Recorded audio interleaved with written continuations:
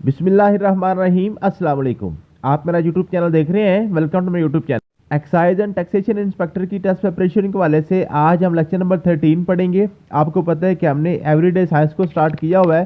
तो everyday science के हमने 4 पोर्शन किए थे, 4 मैंने पार्ट्स किए थे। सबसे पहले हमारे पास एनवायरमेंटल साइंस था, फिर आपके पास है बायोलॉजी है, फिर आपके पास फिजिक्स है और उसके बाद आपके पास केमिस्ट्री है। तो यूँ हमने जनाब इसको इस तरीके से इसको थोड़ा सा पोर्शन वाइज करके, तो एनवायरमेंटल साइंस मैंने सबसे पहले आपको करवा दी थी।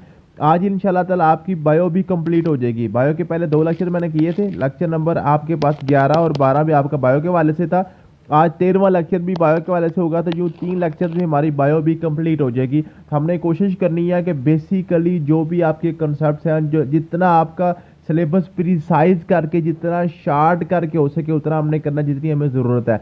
हमने ज़्यादा लंबा चौड़ा सिलेबस या जो आपको इस तरह फजूल कामों में नहीं उलझाना है, क्योंकि टाइम थोड़ा होता है और सिलेबस बहुत ज़्यादा होता है। फिर एक ही रात में इसको रिवाइज करके सुबह पेपर भी देना होता है। हम कोशिश करते हैं कि सिर्फ वही चीज़ें पढ़ें जिनकी हमें ज़रूरत है। इंशाल्लाह ताला अगर आप ये वाली चीज़ें जो मैं आपको पढ़ा रहा हूँ या कर लेते हैं, तो इंशाल्लाह आपका पेपर यहाँ से बाहर नहीं आएगा। ठीक है जी, आप इसको अच्छे तरीके से तैयार कर लें तो आपका पेपर इंशाल्लाह 100% पास हो जाएगा।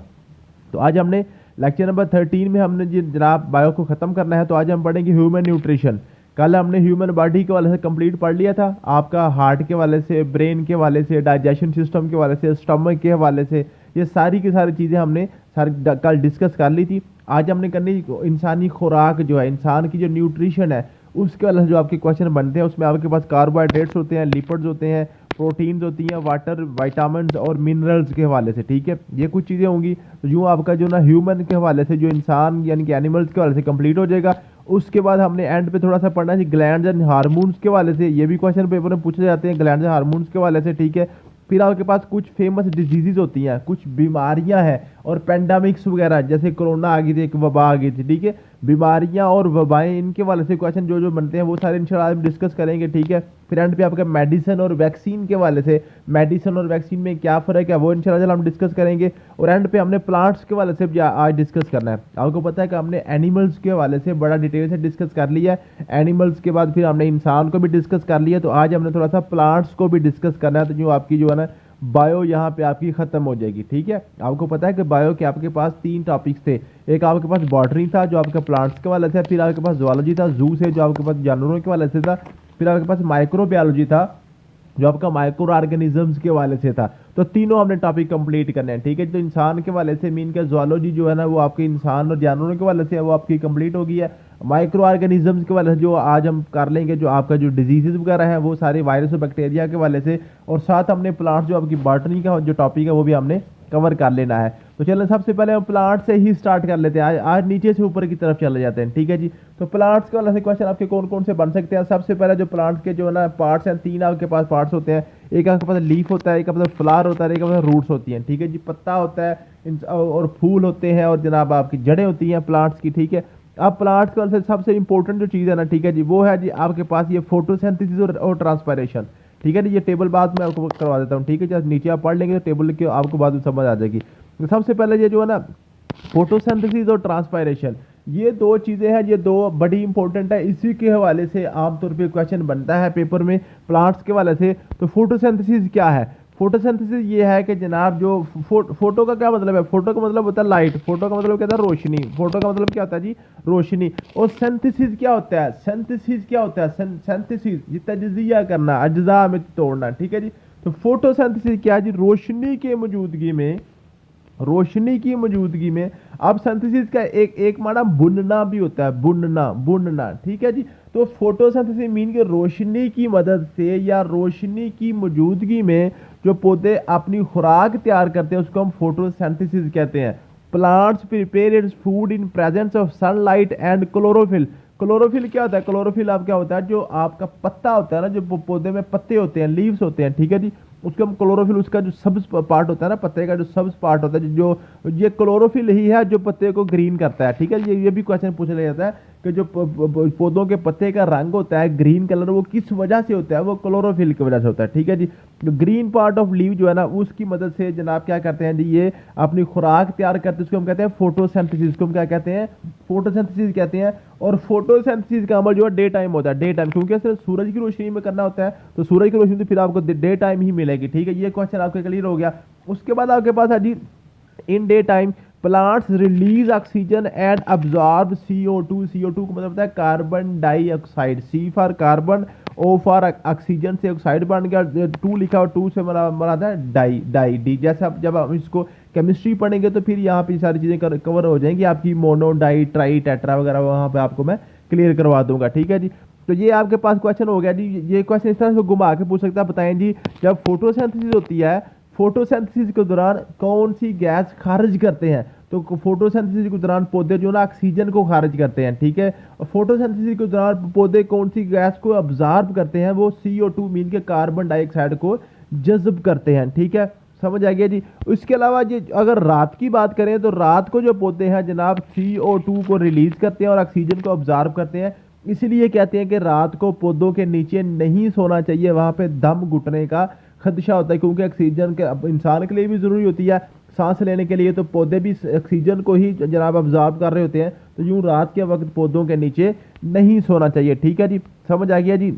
उसके बाद ये पूछ लेता है वो कि जनाब जो आपके पास है जो फोटोसिंथेसिस है वो रेड लाइट में सबसे तेज होती है, फास्टेस्ट होती है जी रेड लाइट में। ठीक है, और मैक्सिमम होती है वाइट लाइट में। वाइट लाइट में ये मैक्सिमम होती है, मैक्सिमम होती है। ठीक है जी, फोटोसिंथेसिस की रफ्तार की वजह से इसकी जो है ना वो बात पूछ रहा है। ठीक है जी, तो यही क्वेश्चन आपके जो है ना फोटोसिंथेसिस की वजह से क्वेश्चन बनते हैं। मुझे उम्मीद है कि आपको ये क्लियर हो गए होंगे। ठीक है जी, नेक्स्ट आपके पास ट्रांसपायरेशन। ट्रांसपायरेशन आपके पास है exhalation of water vapour through the stomata at night in which plants lose 90% of their water. ठीक है जी, आप आमतौर पे आप क्या करते हैं कि पौधों को जब आप पानी देते हैं तो सुबह सुबह उठ जाते हैं पौधे, फिर मुरझाए होते हैं। तो रात को जो पानी है ना, रात को जो पानी है पौधों के पत्तों के जरिए से पौधे से बाहर निकलता है, पानी बाहर हवा में बुखारात बन के उड़ जाता है, उसको हम कहते हैं ट्रांसपायरेशन।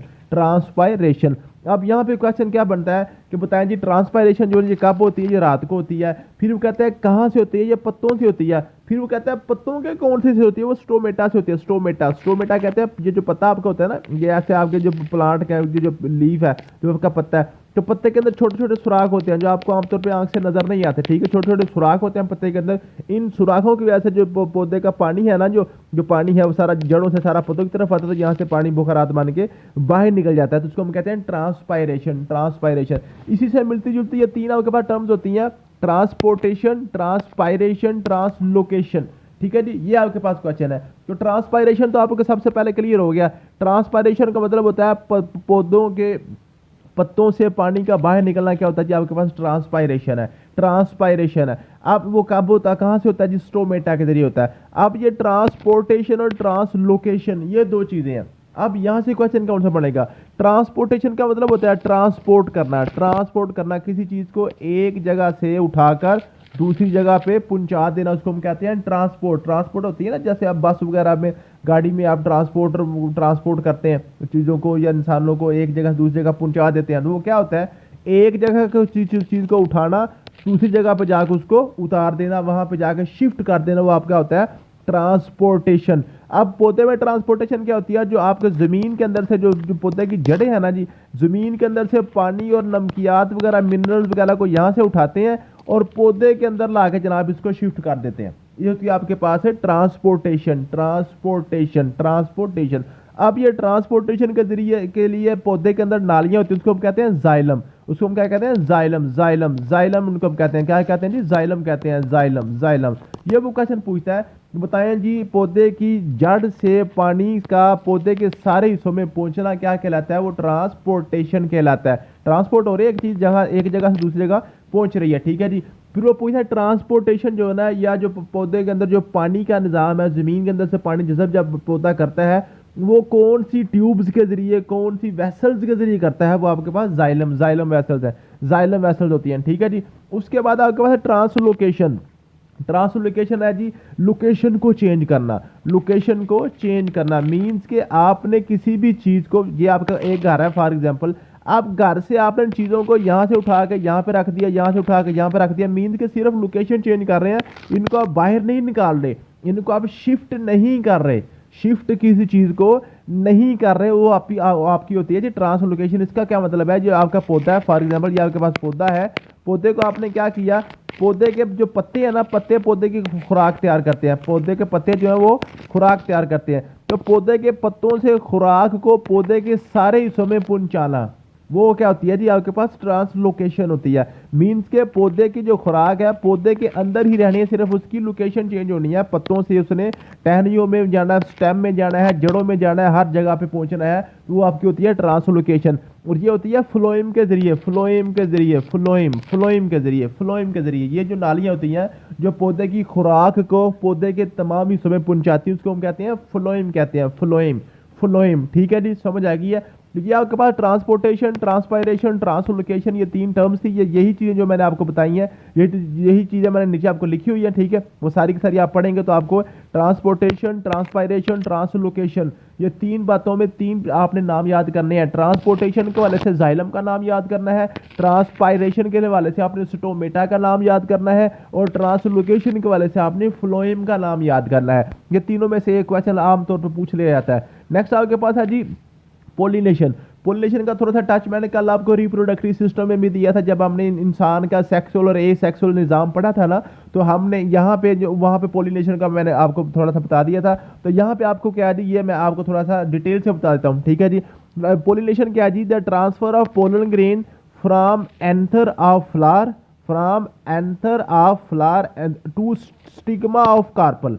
अब इसका क्या मतलब है, इसका क्या मतलब है। ठीक है जी, अब क्या जी, अब ये एंथर और स्टेमन अगर लिखा जाए लफ्ज तो ये ज़्यादा बेहतर होगा, यहाँ पर स्टेमन लिखा जाए तो ये ज़्यादा बेहतर होगा, स्टेमन, स्टेमन। ठीक है जी, अब ये क्या है, ये जो आपके पास पोलिनेशन है ना, पोलिनेशन है जी जो आपके पास है, समझ लें कि पौधों की रिप्रोडक्टिव सिस्टम है। ये जो आपके पोलन ग्रेन्स है ना, जो पोलन ग्रेन्स है, पोलन ग्रेन्स है, पोलन ग्रेन समझ लें कि ये पौधों के स्पर्म्स है, पौधों के स्पर्म्स है। जैसे इंसान के स्पर्म्स होते हैं ना, जानवरों के स्पर्म्स होते हैं। जानवरों का क्या होता है, जो मेल रिप्रोडक्टिव पार्ट होता है ना, वो फीमेल के रिप्रोडक्टिव पार्ट के अंदर जाके अपने स्पर्म्स को छोड़ता है, जैकुलेट करता है। ठीक है जी, वो क्या होता है जी, वहां पे जाकर उसके एग्स के साथ उसको फर्टिलाइज करता है, उनकी रिप्रोडक्शन हो जाती है। लेकिन जो आपके पास पौधे हैं ना, पौधे का जो आपके पास उसका मेल पार्ट है ना, वो हरकत नहीं कर सकता, वो फीमेल के पास नहीं जा सकता। वो क्या होता है जी, उसके जो पोलन ग्रेन्स है, जो उसके जो स्पर्म्स है, वो पोलन ग्रेन्स है ना, वो पौधे के एंथर से, एंथर उसका क्या है, एंथर उसका मेल पार्ट है, उसका मेल पार्ट है। ठीक है जी,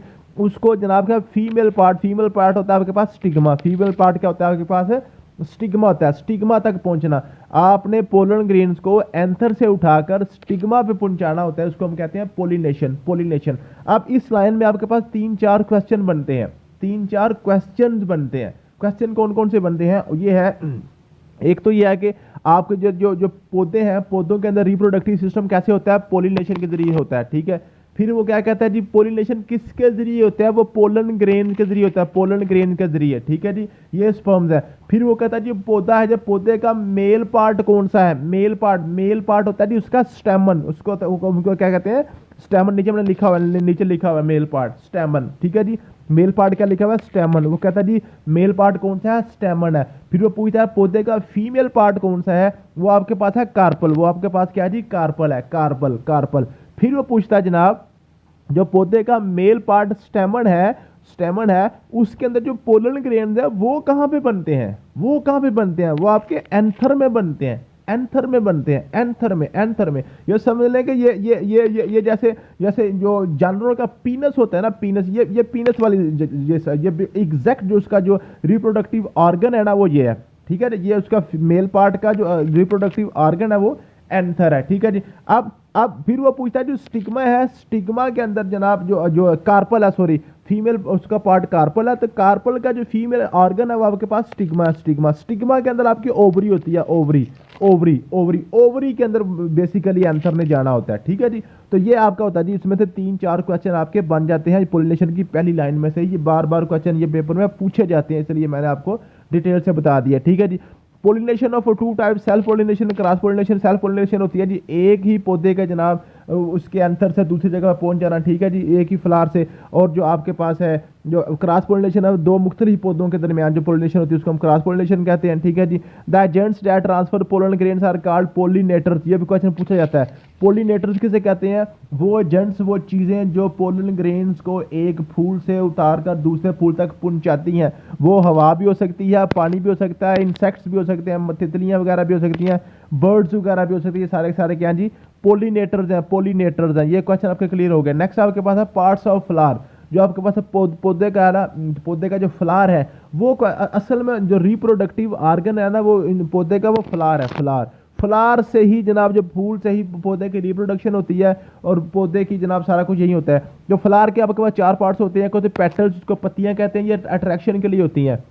अट्रैक्शन क्यों होती है? अगर इसमें अट्रैक्शन होगी तो तितलियां वगैरह यहाँ पे आएंगी। जब तितलियां फूल पे आके बैठेंगी, जो पोलन ग्रेन उनके परों या पाँव के साथ लग जाएंगे तो उड़ के दूसरी जगह पे पहुंचेगी तो उनके पोलन ग्रेन साथ उनके साथ चले जाएंगे, पोलिनेशन हो जाएगी। तो ये अट्रैक्शन होती है। पेटल जो कलरफुल पार्ट होता है, ये भी क्वेश्चन पूछता है, जो फ्लावर का कलर्ड पार्ट होता है वो क्या कहलाता है? वो पेटल्स कहलाती हैं, पत्तियां कहलाती हैं। ठीक है, होता है सेपल होती हैं जो कलर पत्तियों के नीचे जो सब्ज कलर की पत्तियां होती हैं, ग्रीन पत्तियां होती हैं, उनको कहते हैं सेपल्स। ठीक है जी, वो क्या होती हैं? वो प्रोटेक्शन के लिए होती हैं। जब आपने कली देखी होगी, जब भी फूल की कली ऐसे बंद होती है ना, तो पूरे कली के अंदर आपका जो कलर पार्ट होता है, तो कलर पार्ट को किसने घेरा होता है? ये आपको जो ग्रीन कलर का पार्ट है ना, इसने उसको ऊपर से कवर किया होता है, ये प्रोटेक्शन के लिए होती है। ठीक है जी, ये क्वेश्चन आपका क्लियर हो गया। नेक्स्ट आपके पास है स्टेमन। स्टेमन आपका मेल पार्ट है फूल का और कार्पलस का फीमेल पार्ट है। अब स्टेमन के कहाँ पे होता है? इस तरह से देखें, ये आपके पास ये फ्लावर है। ठीक है, फ्लावर के ऊपर ऐसे आपको ऐसे ऊपर से बरीक से आपको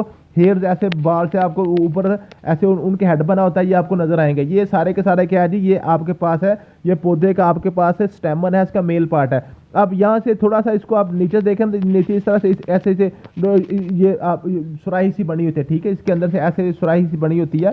ठीक है, इसको आप सारी पत्तियां हटा के देखें तो आपको ऐसे सुराही से नजर आएगी। ठीक है, ये इसका फीमेल पार्ट होता है। ठीक है, फीमेल पार्ट नीचे ये आपके पास होती है ओवरी। ठीक है, अब ये आस्ता आस्ता ये जो ओवरी है ना, ओवरी आस्ता आस्ता बढ़ना शुरू हो जाती है। जब फूल ऊपर से खत्म हो जाता है और ये ओवरी बढ़ना शुरू हो जाती है। जब ये ओवरी बढ़ती है, बढ़ के मोटी होकर ये पक जाती है, उसकी ये कहते हैं फ्रूट बन जाता है। फ्रूट। ठीक है जी, इसको कहते हैं ripened ovary is called fruit. Ripened ovary is called fruit. ठीक है जी, समझ आ गया जी। तो ये आपके पास क्वेश्चन बनते हैं आमतौर पे। जो आपका फीमेल पार्ट होता है ना, पौधे का फीमेल पार्ट जो ओवरी है, ओवरी ही जनाब राइपेंड ओवरी ही बाद में पक के क्या बनता है जी? फ्रूट बनता है। तो ये आप क्वेश्चन आपके यहाँ जो पौधों के वाले से क्वेश्चन बन सकते हैं, यही आपके पास आमतौर पे क्वेश्चन पूछे जाते हैं प्लांट्स के वाले से। अब नेक्स्ट हम चलते हैं अपने अगले पार्ट की तरफ, ह्यूमन न्यूट्रिशन के वाले से। ह्यूमन न्यूट्रिशन के वाले से आपके कौन कौन से क्वेश्चन बनते हैं जी? में जो सबसे पहले है जी, आप जो खुराक खाते हैं ना, वो उनको हम कहते हैं न्यूट्रिएंट्स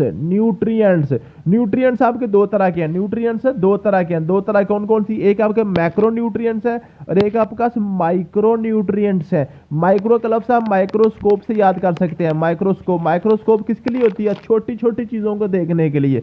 तो माइक्रो न्यूट्रिएंट्स वो न्यूट्रिएंट्स होती हैं जिनकी हमें थोड़ी मिकदार की जरूरत होती है, जिसकी इंसान को थोड़ी सी मिकदार में जरूरत होती है जिसम को, वो माइक्रो न्यूट्रिएंट्स है। और मैक्रो न्यूट्रिएंट्स वो हैं जो उनकी तादाद ज्यादा मिकदार में जरूरत होती है, जिनकी हमें ज्यादा मिकदार में जरूरत होती है, वो हमारे मैक्रो न्यूट्रिएंट्स होते हैं। Macro nutrients provide raw material for tissues building and maintenance as well as fuel to run the myriad of physiological and metabolic activities to sustain life. Carbohydrates, lipids, proteins और water वगैरह, ये आपके सारे macro nutrients हैं। Mean के macro nutrients वो nutrients हैं जो इंसान की ज़िंदगी के तमाम रोज़मर्रा मामलात को चलाने के लिए, उसको चलने के लिए, फिरने के लिए, उठने के लिए, बैठने के लिए, काम करने के लिए, एनर्जी के लिए, हर चीज़ के लिए ज़रूरत होती है, वो आपके पास मैक्रो न्यूट्रिएंट्स होते हैं। मीन कि अगर आप ये मैक्रो न्यूट्रिएंट्स नहीं लेते, नहीं खाना खाएंगे, नहीं पानी पिएंगे, कार्बोहाइड्रेट्स, लिपिड्स वगैरह या फैट्स वगैरह नहीं लेंगे, तो आप आस्ता आस्ता फिर क्या आएंगे? मौत की तरफ चले जाएंगे, आपका जिस्म काम करना छोड़ जाएगा। फिर आपके पास है माइक्रो न्यूट्रिएंट्स वो हैं जी, there are not themselves energy resources but facilitate metabolic process throughout the body needs in very low quantity. ठीक है जी, ये वो है जो आपकी बॉडी को बड़ी थोड़ी मिकदार में ज़रूरत होते हैं। इनके अंदर कोई एनर्जी वगैरह तो नहीं होती, लेकिन ये क्या करते हैं? ये जो ऊपर आपके मैक्रो न्यूट्रिएंट्स है ना, इनको तोड़कर इनके जनाब एनर्जी में कन्वर्ट करने के लिए मदद देते हैं, जो मेटाबॉलिक करते हैं। ठीक है जी, मेटाबॉलिक जो आपके पास जो प्रोसेस है ना, मेटाबॉलिक मीन्स के बड़े जो आपके पास जो खाना आप खाते हैं, खाने को तोड़ के एनर्जी में तब्दील करना। ठीक है, उस प्रोसेस में ये मदद देते हैं। ठीक है जी, उसके बाद इसमें आपके पास है जी वाइटामिन वगैरह। ठीक है जी, जो वाइटामिन मिनरल्स वगैरह जो ना, ये आपके पास ये आपके पास है माइक्रो न्यूट्रिएंट्स है। ये आपके पास है माइक्रो न्यूट्रिएंट्स है। ठीक है जी, नेक्स्ट हम चलते हैं जी आपके पास वाटर। वाटर के वाले से कौन कौन से क्वेश्चन बनते हैं पेपर में। एक तो आपके पास है जी आपके पास वाटर का फार्मूला पूछता है H2O। H2O ये पूछ लिया जाता है आमतौर पे, ठीक है जी। और उसके बाद क्या होता है most critical nutrient of all, ठीक है जी। मोस्ट क्रिटिकल न्यूट्रिएंट कौन सा चाहिए होता है, वो वाटर होता है इंसान को, ठीक है जी। Human can survive week without food but only a matter of days without water, ठीक है जी। वो क्या कहता है जी, एक वीक तक आप खुराक खाने के बगैर जिंदा रह सकते हैं, लेकिन सिर्फ एक दिन ही आप जो ना आप क्या कहते हैं जो पानी के बगैर एक दिन से गुजारा करेंगे 24 घंटे के। अगर आप पानी नहीं पीते तो फिर आप मौत की तरफ चले जाएंगे, ठीक है जी। Water makes about 50 to 70% of body weight, ठीक है जी। 50 से 70% की कहीं वेबसाइट पे, किस वेबसाइट पे 50 से 60 का भी आता है, ठीक है जी। तो आप 50 से 60 इसको आप याद कर लें, ठीक है जी। 85% ऑफ मिल्क कंटेन वाटर, ये भी क्वेश्चन पूछा जाता है कि जो दूध होता है दूध में कितने परसेंट पानी होता है, 85% पानी होता है, ठीक है जी। Approximately 60% in healthy adult and even higher percentage in children. Adult typically need at least 2 litre 8 cup, ये भी क्वेश्चन पूछा गया पेपर में कि एक दिन में कितने कप पानी की जरूरत होती है। एक दिन में कितने, एक दिन में आपको 8 कप 8 कप जो पानी है वो कम से कम पीना चाहिए किसी भी हेल्दी अडल्ट को, जवान आदमी को, ठीक है जी। तो ये है जी आपके पास वाटर के वाले से। फिर आपके पास है कार्बोहाइड्रेट्स। कार्बोहाइड्रेट्स क्या है जी, these are compose of carbon hydrogen और ऑक्सीजन, ठीक है जी। कार्बन हाइड्रोजन और ऑक्सीजन से मिलकर कार्बोहाइड्रेट्स बनते हैं। Major supplier of energy, major जो एनर्जी है वो इन्हीं से बनती है to the body, providing 4 calories per gram, ठीक है जी। 1 ग्राम में 4 कैलोरीज होती हैं इन मोस्ट कार्बोहाइड्रेट, ठीक है जी। एलिमेंट हाइड्रोजन और oxygen present in same 2:1 ratio, ठीक है, 2:1 रेशियो में होती है, ठीक है।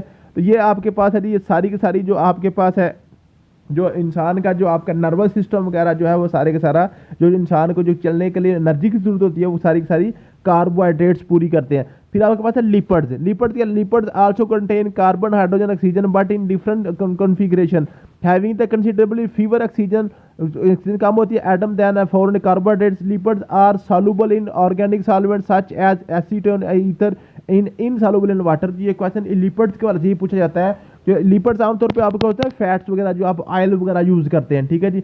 तो लिपिड्स वो ये पूछता है वो लिपिड्स किस में सॉल्युबल मीन के हाल किस में होते हैं। तो आपको पता है जो फैट आपके पास है ना, आप जो कोई भी घी वगैरह यूज करते हैं वो पानी में सॉल्व नहीं होता, पानी में हल नहीं होता, ये आपके पास ये पानी में ये इनसॉल्युबल होता है, ठीक है जी। उसके बाद प्रोटीन्स है। प्रोटीन का अलग से क्वेश्चन मैक्सिमम पूछा जाता है। मैक्सिमम क्वेश्चन आपका जो न्यूट्रिशन में जो पेपर में क्वेश्चन आना है, अगर आपको कोई टाइम ना मिले तो सारे न्यूट्रिशन छोड़ के आप सिर्फ प्रोटीन को याद कर लें तो पेपर का आपका क्वेश्चन आमतौर पे प्रोटीन में से ही आना होता है। आमतौर पे क्वेश्चन प्रोटीन में से ही आता है, ठीक है जी। Proteins like carbohydrates and fats contain carbon hydrogen and oxygen but they also contain nitrogen, ठीक है जी। जो प्रोटीन्स है प्रोटीन में कार्बन ऑक्सीजन और हाइड्रोजन के साथ साथ क्या होती है, नाइट्रोजन भी होती है, ठीक है जी। एक component of amino chemical group, ठीक है, NH2 अमाइनो केमिकल ग्रुप है, ठीक है। इसको आप नाम याद करें, ये आपको समझ नहीं आएगी, ठीक है। ये जो केमिस्ट्री वाले बच्चे हैं उनको पता है, ठीक है। नेक्स्ट है जी, and in some cases sulfur protein serve as basic structural material for body as well as biochemical catalyst and regulates genes, ठीक है। तो इसमें सबसे इंपॉर्टेंट जो चीज़ है वो ये पूछा जाएगा सॉरी। तो प्रोटीन जो है वो जो आपके जिस्म के मसल्स और बोन्स है ना, मसल्स और बोन्स किससे मिलकर बनते हैं, प्रोटीन से मिलकर बनते हैं। ये क्वेश्चन वो बार बार आपसे पूछेगा कि वो आमतौर बच्चे क्या कहते हैं, बच्चे मसल्स और बोन्स के वाले से कार्बोहाइड्रेट्स को लगा देते हैं। भाई कार्बोहाइड्रेट्स एनर्जी प्रोवाइड करती है, आपके मसल्स और आपके बोन्स जो है ना वो आप क्या करते हैं, वो आपको प्रोटीन से मिलकर बने होते हैं। और उसके बाद आपकी जो हड्डियां जो बोन्स वो भी इससे बनती है।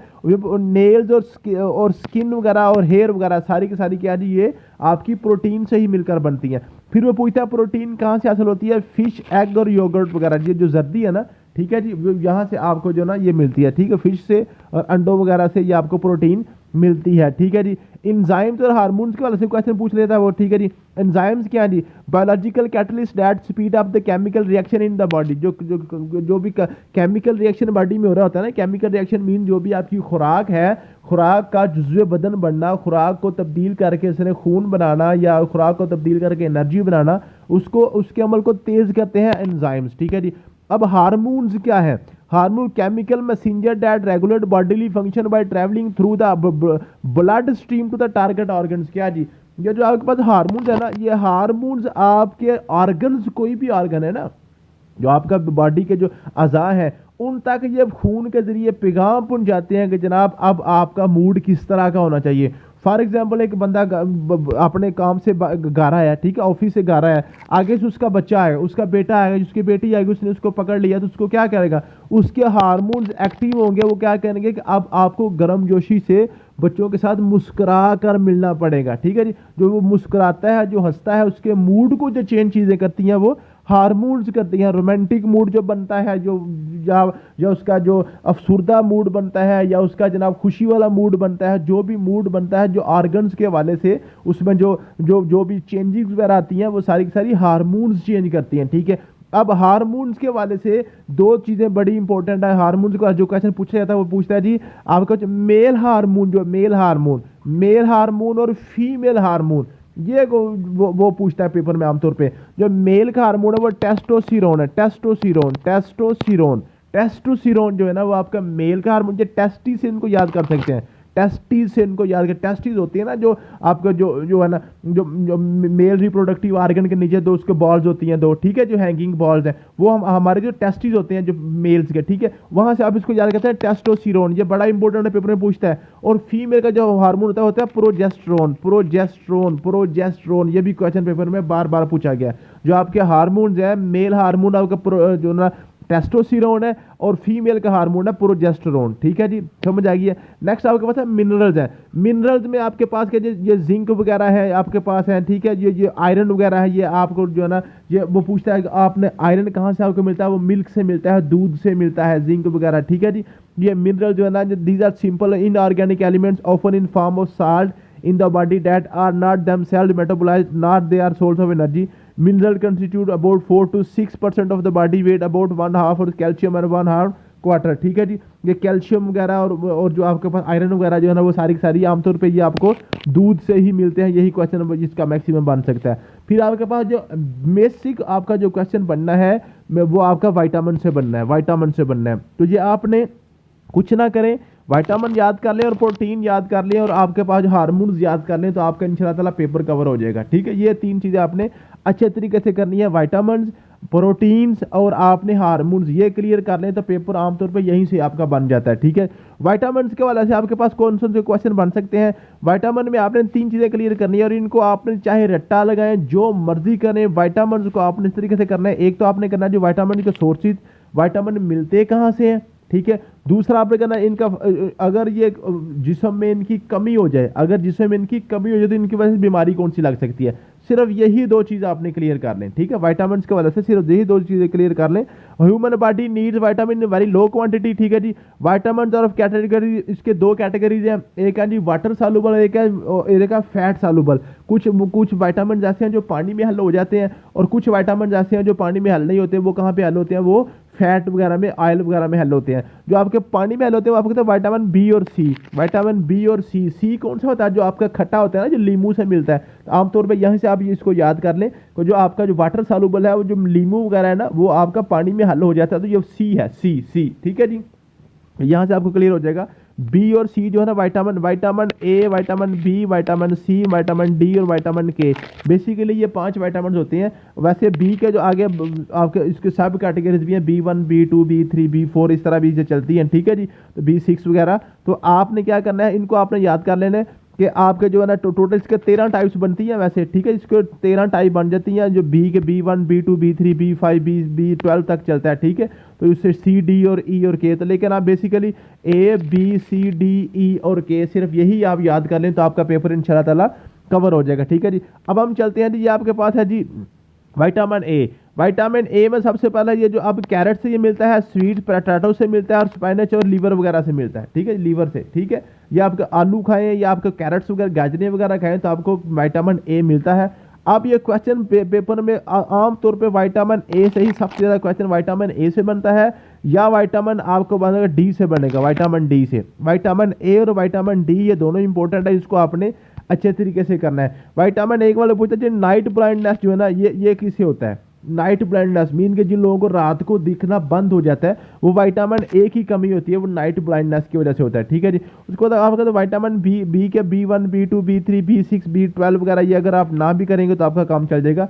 विटामिन सी जो है ना, इसके वजह से क्वेश्चन पूछता है बताएं जी जो आपके पास जो विनीगार है मीन सिरका है या जो आपके पास जो लेमन है उसमें से कौन सा विटामिन मिलता है, खट्टी चीज़ों में से विटामिन सी मिलता है, विटामिन सी मिलता है। ठीक है जी। अगर विटामिन सी की कमी हो जाए तो आपको स्कर्वी की बीमारी, स्कर्वी ब्लीडिंग गम्स, ठीक है जी, ब्लीडिंग वगैरह शुरू हो जाती है, स्कर्वी की बीमारी हो जाती है। ये पेपर में पूछा गया है कि स्कर्वी की बीमारी जो है ना किस विटामिन की कमी की वजह से होता है, विटामिन सी की वजह से। ठीक है, सी की वजह से, सी से। ठीक है, नेक्स्ट है विटामिन डी। विटामिन डी की वजह से क्वेश्चन बनता है कि बताएं जी सूरज की रोशनी से कौन सा विटामिन मिलता है, सूरज की रोशनी से विटामिन डी मिलता है, विटामिन डी मिलता है। ठीक है जी। और विटामिन डी कहाँ से मिलता है, जो जिल्द से, जो आपकी जो जिल्द है ना, जो आपकी जिल्द है, जिल्द, क्योंकि सूरज की रोशनी आपको जिल्द में पड़नी है ना, आपकी जिल्द में पड़नी है। ठीक है, तो वो ये भी आपसे क्वेश्चन पूछता है कि जो आपकी जो इंसान की जो स्किन है, स्किन कौन सा विटामिन तैयार करती है, वो आपका विटामिन डी को तैयार करती है। फिर है जी विटामिन ई। फिर वो पूछता है जनाब जो आपके नट्स हैं, जो आपके खुश्क मेवा जात हैं, उनमें से कौन सा विटामिन मिलता है, विटामिन ई मिलता है, ई मिलता है। ठीक है जी। मसल डैमेज वगैरह, वीकनेस, इम्यून सिस्टम वीक हो जाता है अगर आप जो विटामिन ई का कमी हो जाए। देखते हैं, कहते हैं ना दिमाग तेज करने के लिए आप बादाम खाया करें, तो इसका मतलब है कि अब जब बादाम खाएंगे तो आपका इम्यून सिस्टम जो ना वो आपका जो ना इम्यून सिस्टम और आपका जो आपको जो होता है जी इंटेलिजेंस लेवल वो भी आपका बढ़ जाता है। तो वो नट्स वगैरह से जो ना जो आपको खुश्क में वजह से विटामिन ई मिलता है। विटामिन के का वाला क्वेश्चन बड़ा इंपॉर्टेंट है, वो पूछ लेता है कि बताएं जी जो आपके पास सब्ज पत्तों वाली जो है, सब्ज पत्तों वाली जो आपके पास सब्जियां हैं उनमें से कौन सा विटामिन मिलता है, विटामिन के मिलता है, विटामिन के मिलता है। ये भी आपने क्वेश्चन लाजमी याद कर लेना। तो हर विटामिन के वजह से एक एक क्वेश्चन मखसूस है जो आमतौर पर पेपर में पूछता है। विटामिन ए के वाले से पूछता है, नाइट ब्लाइंडनेस के वाले से पूछता है, विटामिन सी का वो लेमन या आपको सिरका वगैरह पूछेगा, विटामिन डी का आपसे पूछेगा जी वो सनलाइट या आपकी स्किन के वाले से, विटामिन ई को पूछेगा आपके वो नट्स के वाले से, खुश्क मेवाजात के वाले से, विटामिन के वाले से पूछेगा जी आपको सब्ज पत्तों वाली सब्जियों के वाले से। फिर वो पूछेगा जनाब विटामिन के की कमी की वजह से कौन सी होती है, जो पुअर बोन्स वगैरह, जो आपकी हड्डियां, जो हड्डियां कमजोर होती हैं वो किसे होती हैं जी, विटामिन के की कमी की वजह से हड्डियां कमजोर हो जाती हैं। फिर आपके पास है जी ये नीचे मैंने एक टेबल बनाया हुआ छोटा सा, ठीक है, इसको आप पढ़ लीजिएगा, ये बिल्कुल सिंपल था। ये 3-4 क्वेश्चन आपके पेपर में आए हुए हैं। ठीक है जी, ठीक है जी। Amino acid are found when we eat meat. जब हम जो ना गोश्त खाते हैं ना, जब हम गोश्त खाते हैं तो अमाइनो एसिड्स बनता है हमारे जिस्म में। ठीक है जी। रेडी एनर्जी फॉर एथलीट्स, जो एथलीट्स वगैरह होते हैं, जो खिलाड़ी वगैरह होते हैं, उनको रेडी एनर्जी कहाँ से मिलती है, कार्बोहाइड्रेट्स उनको पिलाए जाते हैं, कार्बोहाइड्रेट्स दिए जाते हैं खाने के लिए, तो उनको फौरी उनको एनर्जी मिल जाती है। ठीक है जी। Glucose syrup is commonly made for maize, maize के लिए बनाया गया। ठीक है जी। The most difficult part in nutrition in nutrient cycle, nutrient cycle. ठीक है, ये 3-4 क्वेश्चन जो पेपर में मैंने देखे थे आए हुए, तो मैंने इनको सेपरेट लिख दिया। ठीक है जी। उसके बाद आपके बाद glands and hormones, glands and hormones के वाले से क्वेश्चन आमतौर पर पेपर में पूछा जाता है। कहता है जी बताएं जी आपके पास जो कौन सा ग्लैंड है, जो आपके पास जो ना ये एंडोक्राइन ग्लैंड है, पिट्यूटरी ग्लैंड है, थायराइड ग्लैंड है, एड्रेनल ग्लैंड, पैंक्रियाज वगैरह। पैंक्रियाज का इंपॉर्टेंट क्वेश्चन है। ठीक है, पूछता है कि कौन सा ग्लैंड है जो आपके जिस्म में इंसुलिन पैदा करता है, या कौन सा ग्लैंड खत्म हो जाए तो आपको जो शुगर की बीमारी, डायबिटीज हो जाती है, वो आपके पास है पैंक्रियाज है। ठीक है जी। फिर ये ओवरीज और टेस्टिस का क्वेश्चन पूछ लिया था, बड़ा इंपॉर्टेंट है। ठीक है, ये मैंने आपको ऊपर भी पहले करवा दिया। ठीक है, इसको यहाँ पे मैं जो थोड़ा सा इसको एक्सप्लेन नहीं करूंगा। ठीक है जी। ओवरीज आपके फीमेल रिप्रोडक्टिव पार्ट है जो प्रोजेस्टेरोन बना रहा है, प्रोजेस्टेरोन बना रहा है। ठीक है, और टेस्टिस जो है ना जो आपके टेस्टोस्टेरोन बना रहे हैं। ठीक है जी। ये आपके पास क्वेश्चन ये इंपॉर्टेंट है, जिससे मैं आपको पॉइंट आउट कर देता हूँ जो आपने अच्छे तरीके से क्लियर करने हैं। ठीक है, फिर आपके पास है जी ये सलाइवरी ग्लैंड है जो आपके सलाइवा वगैरह बना रहा है। फिर ठीक है, ये आपने देख लेना, वो पूछता है बताएं जी कौन सा ग्लैंड है जो सलाइवा बनाता है। और ये खास तौर पे पैंक्रियाज और मेमरी ग्लैंड, ये भी मेमरी ग्लैंड बड़ा इंपॉर्टेंट पूछता है। जो आपका प्रोडक्शन ऑफ मिल्क है ना, जो ब्रीस्ट फीडिंग के लिए फीमेल में जो मिल्क की पैदावार होती है वो मेमरी ग्लैंड की वजह से होती है, मेमरी ग्लैंड की वजह से। ठीक है जी, समझ आ गया जी। उसके बाद आपके पास ये मुख्तलिफ बीमारियां हैं, बीमारियां आपके पास जो है ना, ये फ्लू की बीमारी है, कॉमन कोल्ड जो जुकाम वगैरह है, ये कोविड-19 है, आपके पास है ये चिकन पॉक्स है, ट्यूबरकुलोसिस है, वूपिंग वो कफ वगैरह है। ठीक है जी। उसके बाद मम्स वगैरह है, ये जो डेंगू फीवर है, एड्स वगैरह है। तो इनमें से आपने खास तौर पे जो याद करना है वो आपने डेंगू को याद करना है, डेंगू को और आपने कोविड-19 को याद कर लें, ठीक है। तो कोविड-19 को और यहाँ पे जहाँ पे था कोलरा जो हैजा जिसको कहते हैं, वो ये है, ये आपके पास 13 नंबर पे, ठीक है। ये आप 3-4 और एड्स को देख लीजिएगा, ठीक है। तो ये आपके पास 3-4 ये डिजीजेज हैं, ये इंपॉर्टेंट है, इनको आप देख लीजिएगा। बाकी अगर आप छोड़ भी दें तो आपका काम चल जाएगा। फिर यहाँ पे क्वेश्चन है difference between medicine and vaccine. Vaccine और मेडिसिन में क्या फ़र्क है? मेडिसिन वो होती है जो बीमारी आने के बाद दी जाती है, वो आपकी मेडिसिन होती है उसके रिकवरी के लिए, ठीक है। और जो आपके पास वैक्सीन होती है बीमारी के आने से पहले, बीमारी के आने से पहले ही उसको हिफाजती तौर पर जो टीके लगाए जाते हैं उसको हम वैक्सीन कहते हैं। और जो आपकी बीमारी आने के बाद आपको जनाब बीमारी के इलाज करने के लिए वो जो टीका वगैरह या आपको टैबलेट्स वगैरह दी जाती हैं, वो आपकी मेडिसिन कहलाती है। तो ये दोनों मेडिसिन और वैक्सीन में फ़र्क भी कभी कभार पूछ लिया जाता है। तो मुझे उम्मीद है कि आपको ये सारा कुछ समझ आ गया होगा। तो यहाँ पे आपकी बायोलॉजी आज एंड होगी जी। कल से इंशाल्लाह हम केमिस्ट्री या फिजिक्स इनमें से कोई एक हम बुक को स्टार्ट करेंगे। थैंक यू सो मच, मिलते हैं नेक्स्ट वीडियो में। अल्लाह हाफिज़।